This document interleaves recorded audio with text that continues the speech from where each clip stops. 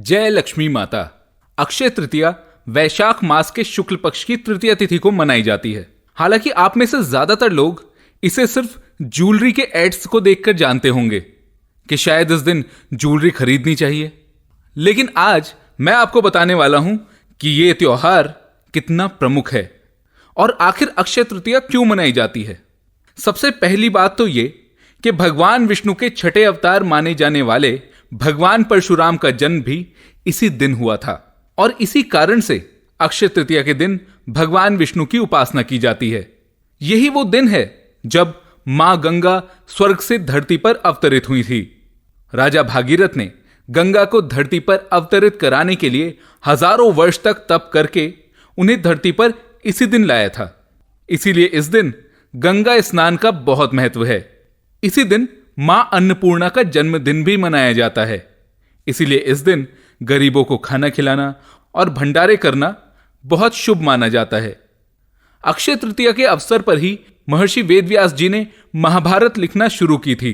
महाभारत को 5वें वेद के रूप में माना जाता है और इसी में श्रीमद् भागवत गीता भी समाहित है। इसीलिए अक्षय तृतीया के दिन श्रीमद् भागवत गीता के 18वें अध्याय का पाठ करना चाहिए। पश्चिम बंगाल में इस दिन भगवान गणेश जी और माता लक्ष्मी जी का पूजन करके सभी व्यापारी अपना लेखा जोखा यानी अपनी ऑडिट बुक की किताब शुरू करते हैं।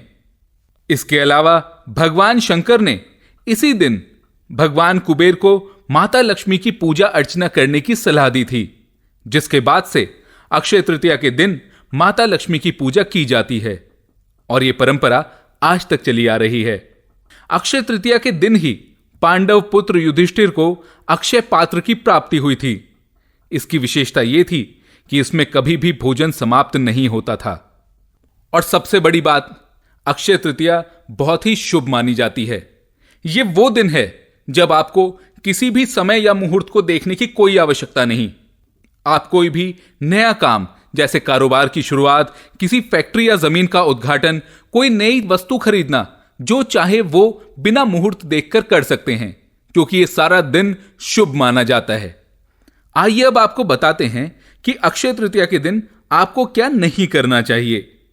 इस दिन मां लक्ष्मी के साथ भगवान विष्णु की पूजा का विधान है। इनकी पूजा में तुलसी के पत्तों का प्रयोग किया जाता है। ऐसे में तुलसी के पत्तों को तोड़ने से पहले शारीरिक स्वच्छता का विशेष ख्याल रखना पड़ता है, तो बिना नहाए तुलसी के पत्तों को तोड़ने की भूल बिल्कुल ना करें। अक्षय तृतीया के दिन ही खाली हाथ घर लौटना शुभ नहीं माना जाता। इसलिए अगर संभव हो तो चांदी या सोने का कोई भी छोटे से छोटा आभूषण घर अवश्य लाएं। अगर महंगा आभूषण खरीदना आपके लिए संभव ना भी हो तो भी आप धातु से बनी कोई भी छोटी मोटी वस्तु खरीदकर घर ला सकते हैं। और अगर चाहें तो धातु की कोई भगवान की मूर्ति घर अवश्य लेकर आएं। अक्षय तृतीया के दिन कुछ लोग अनजाने में सिर्फ मां लक्ष्मी की पूजा करते हैं, जबकि उनकी पूजा भगवान विष्णु के साथ ही होनी चाहिए। दोनों की अलग अलग पूजा करने के अशुभ परिणाम हो सकते हैं। इसीलिए कहा जाता है, लक्ष्मी संग विष्णु की पूजा करने से अक्षय पुण्य की प्राप्ति होती है। अक्षय तृतीया के दिन धन वाले स्थान की बिना नहाए धोए सफाई ना करें। घर की तिजोरी आदि को भी बिना नहाए स्पर्श ना करें। घर में शुद्धता और पवित्रता का पूरा ख्याल रखें। दीपावली की तरह घर की सफाई करें और शाम के वक्त मुख्य द्वार पर घी का दीपक जलाएं। अक्षय तृतीया के दिन घर के किसी भी कोने में अंधेरा ना रहने दें।